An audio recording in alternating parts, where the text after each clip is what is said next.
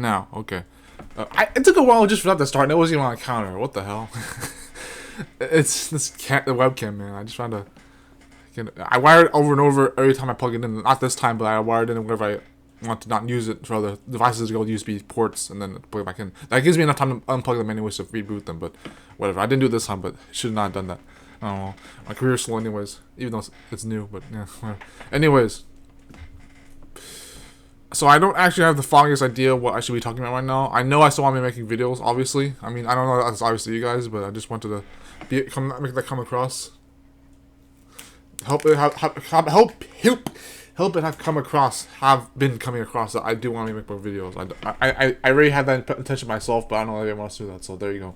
But this was either going to be a topic. Okay, this is either going to be a topic about why part 2 of why I don't like topics and focus as much as I should, or just talking about I don't know why I want to talk about, but I know there's some really interesting things I'll talk about anyway. So stuff like that, basically. I'm not gonna worry too much about talking too fast, posture, anything like that. Nothing like that. No better lighting. Nothing I'm gonna do about the lighting to intentionally make it better. That's gonna be the slide wheel thumbnail, whatever. Anyways, just a bit of a. This is not a random video though. This is not a random quality content, if you call it that. This is not a random video. This is more like a video that's intentionally random so I can figure out more things that I know I want to talk about anyways. And then just go about there. But if we have to end this too quickly, I'll still try to upload it. But that would be the case idea, just uploading a video that's not incomplete. Which would only up the ante of the ideas even further while I'm using it right now. So, but if we do get to talk a little longer, I'll just try and make it last. So I won't worry about that too much. So there are too many videos I end without having. I don't think I'm the kind of person who hits a wall. Honestly, people who said that to me that they hit a wall, nah, fucker, you're just being contrary like me. I don't hit a wall, but I am contrary. So I know people who said they hit a wall. They think that they were stuck, but really they just didn't know what was actually happening. They convince themselves they know what's happening, but they hit this wall, and it's really just them not understanding the situation any better. Like it makes me angry because especially when it's to do with me, because people how they deal with me, and then they say that next to you I hit a wall, fucker.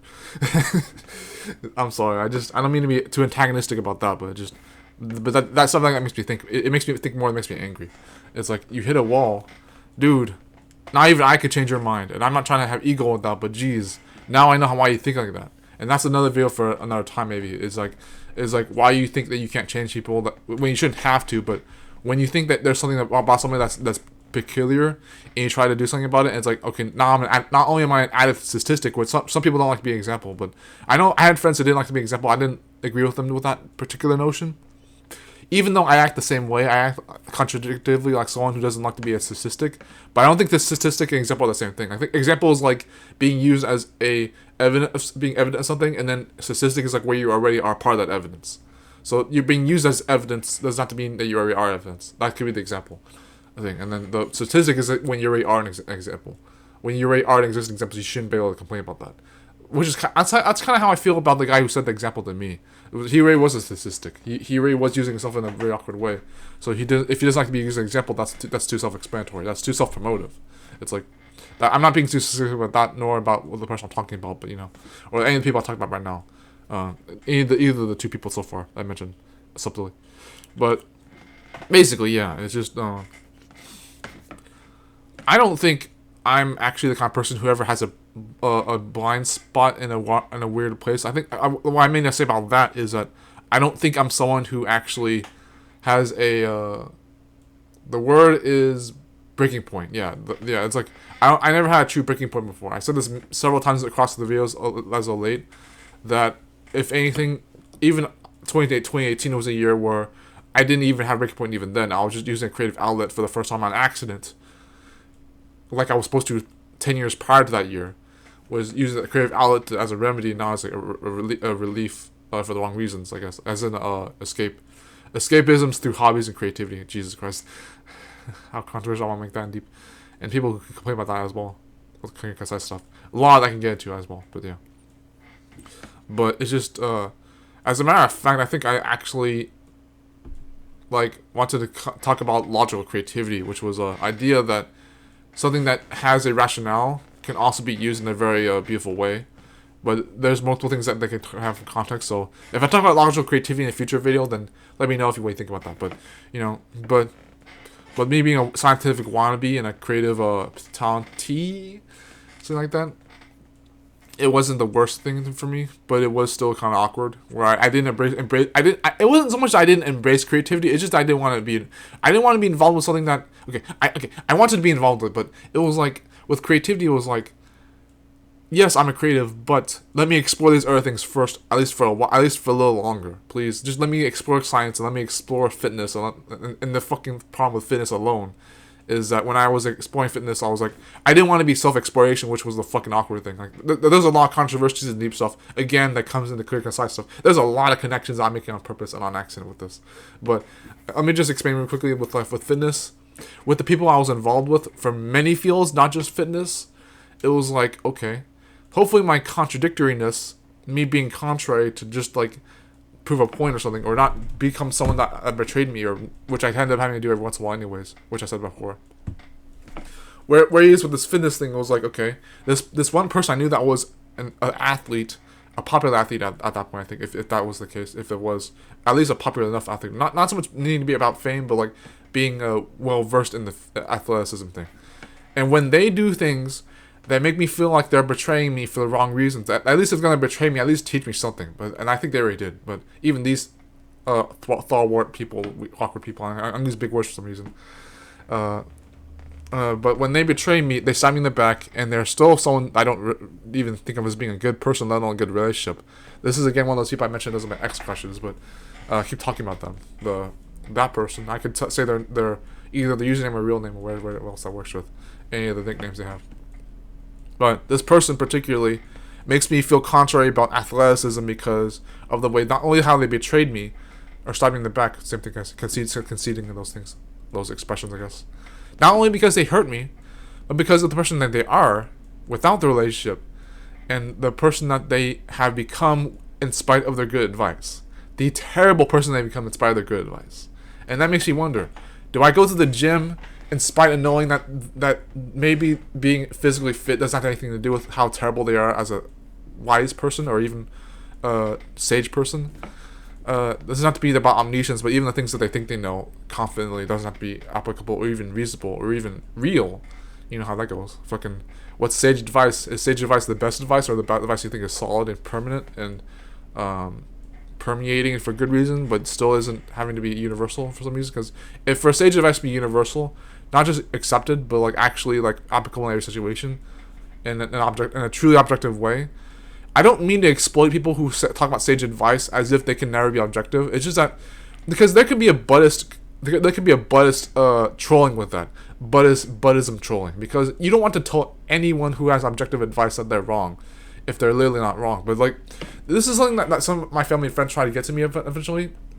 Not that they were already going to be right, but it's for me it's complicated. I prefer to be complicated. I prefer my own life to be complicated, if as a matter of fact. But it's just like, when you're a Buddhist troll and when you're a sage advice debunker, I think I'm right in the middle, actually. I think I'm smacking down the middle. I'm neither the Buddhist or the objective person. I'm not the person who just says we never know anything, but I'm not the person who wants to believe anything that is literally true either. So it's like, because I'm not much more of a person of new possibilities and not self-exploration. Again, not self-exploration. I fucking hate it when people tell me to look from within. And that's for good reason, by the way. That believe me, that is for good reason. I'm always being retrospective by default. So it's like, when you're telling me to look from within and to self-explore what I like, what I don't like, shit, man, that makes me even feel cringy about self-improvement. I used to be all over self-improvement. Now I don't like it anymore. I might go back to that anyways. That's out of context. Like, that's actually a little bit out of context. But it's like, but basically, the people I'm contrary and hypocritical with things, and contradictive and contrary, hypocritical, whatever, with the things of the people that talk about what they know and what they don't have to know, and the difference between those things. And all three of those things can piss me off because of the way that they orient how they do that. Not just what those three things are by themselves, but how they orient those things. They don't have to be right. They don't have to be wrong. they're just doing it in a certain pattern that I don't fucking think is reasonable. It's like it grinds my gears when they do that stuff. I'm being abstract and vague again, but hopefully this sounds interesting enough so you have to know about what I'm talking about anyways. But just talking about the fitness thing again, like going to the gym or like going to like being an athlete, having a team, a coach, a technique, getting your physical build better so you can go to the Olympics. Oops, I didn't say that. Whatever. D1, D2, D3. D1's the best, I guess, or at least for some other purposes and reasons. But and to look at an athleticism and a physical body, which for someone like me who doesn't literally exercise as often right now as a statistic of its own, not a example statistic, but evidence statistic.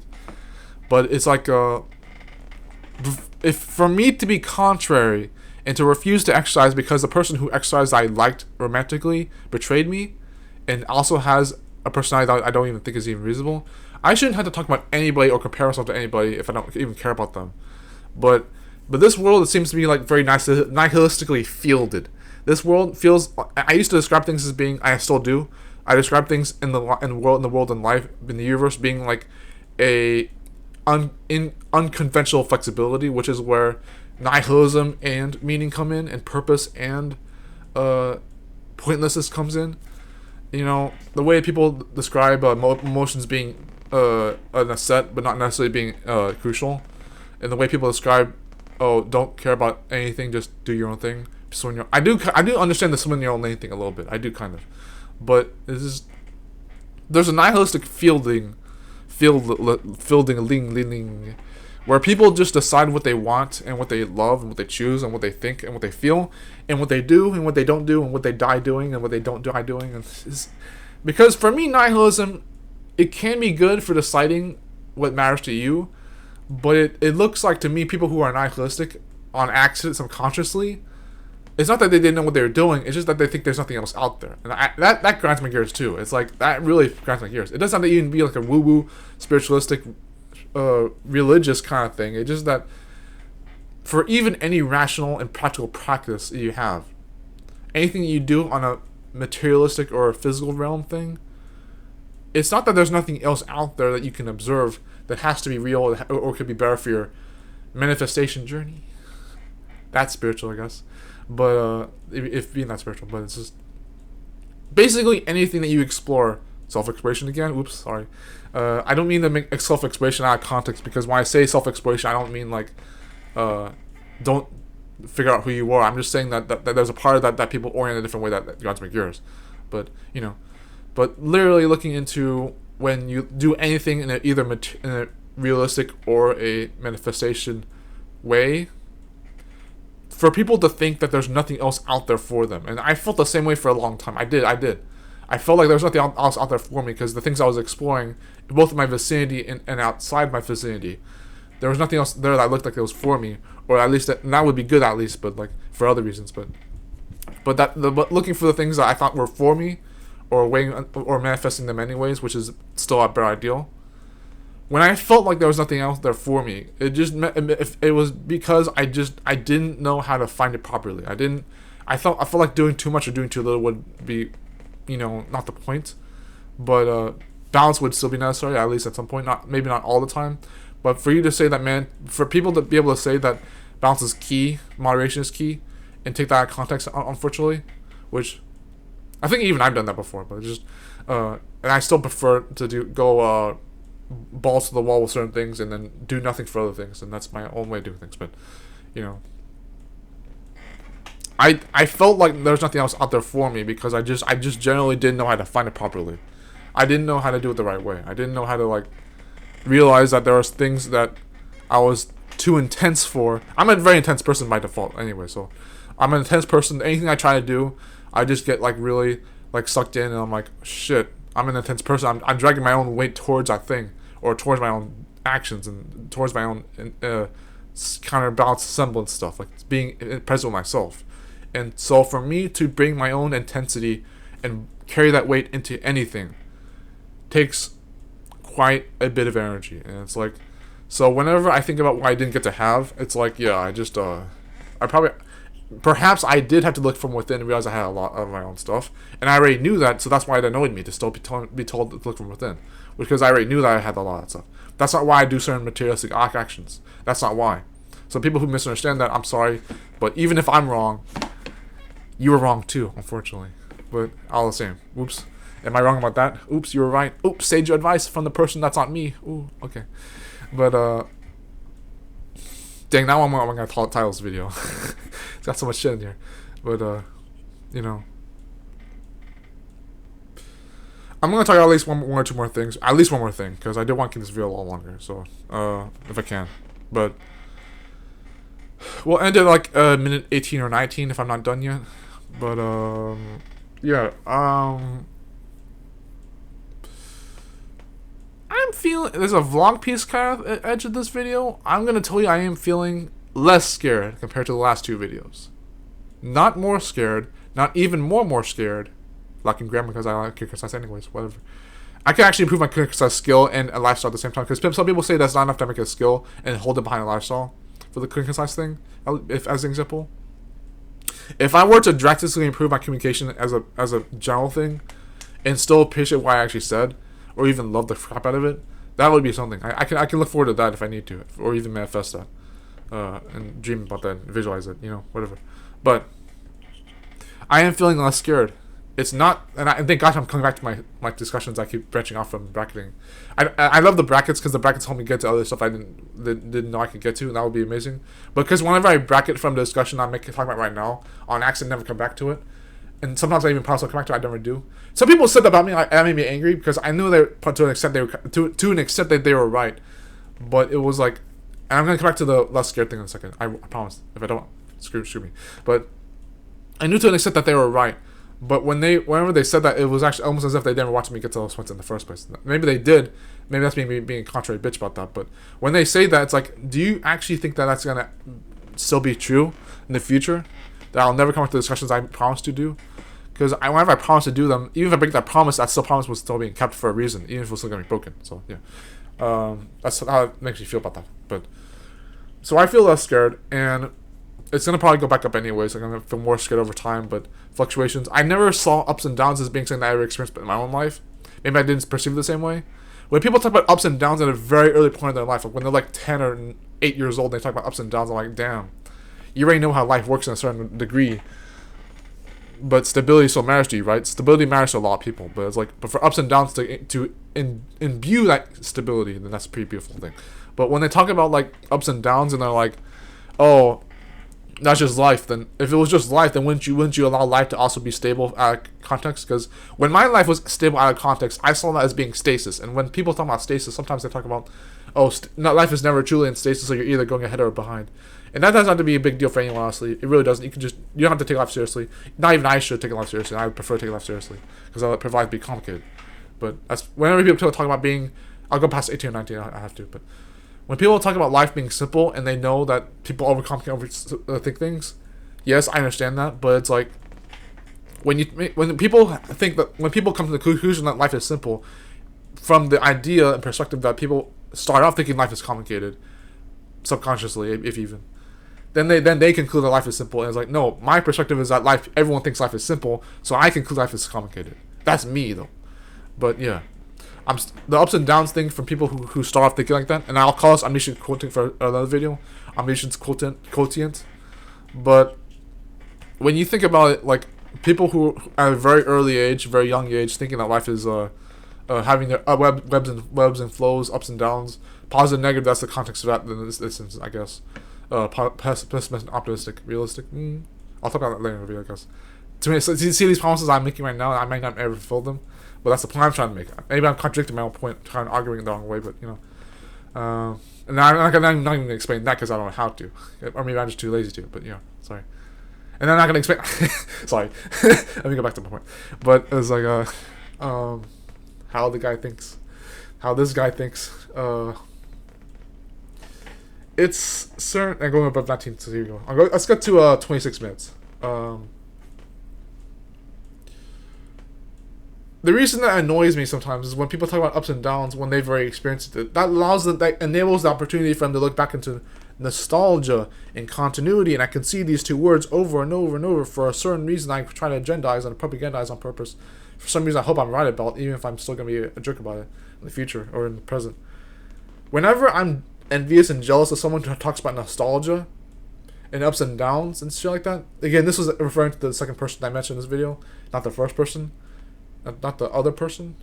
Was it two ex crushes? I think the first one was an ex crush. The second person was an ex crush.